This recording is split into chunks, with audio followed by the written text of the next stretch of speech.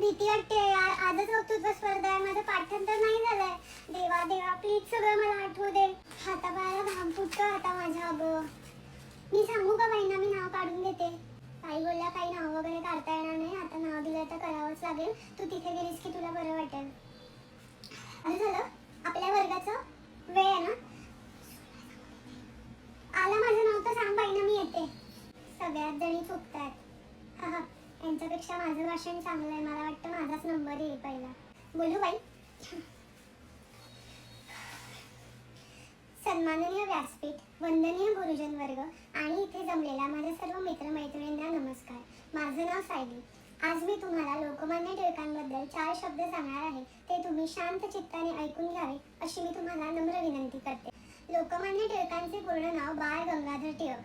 त्यांचा जन्म 23 जुलै 1856 साली चिखली गावी झाला. लोकमान्य टिळक हे भारतीय स्वातंत्र्य लढ्यातील एक महत्त्वाचे नेते होते. त्यांनी स्वराज्य हा माझा जन्मसिद्ध हक्क आहे आणि तो मी मिळवणारच अशी घोषणा देऊन सर्वांना प्रेरित केले होते. बाई परत बोलू का?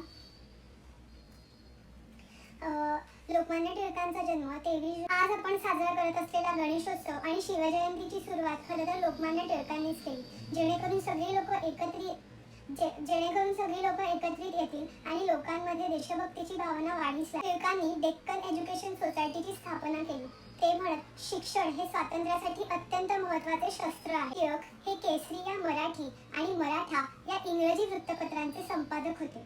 त्यांनी पत्रकारितेच्या माध्यमातून ब्रिटिशांविरुद्ध निर्भीडपणे आवाज उठवला. टिळक हे विचारांनी क्रांतिकारी, शब्दांनी प्रभावी आणि कृतीने लोकांना प्रेरणा देणारे एक महान व्यक्तिमत्व होते. दिनांक 1 ऑगस्ट 1920 रोजी त्यांचे निधन झाले. आज 1 ऑगस्ट टिळक पुण्यतिथी. या निमित्त आपण त्यांच्या कार्याचे स्मरण करून त्यांच्या विचारांना कृतीत आणण्याचा प्रयत्न करूया आणि संकल्प करूया. धन्यवाद. झालं.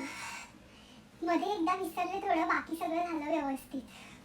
काय बरं वाटतंय.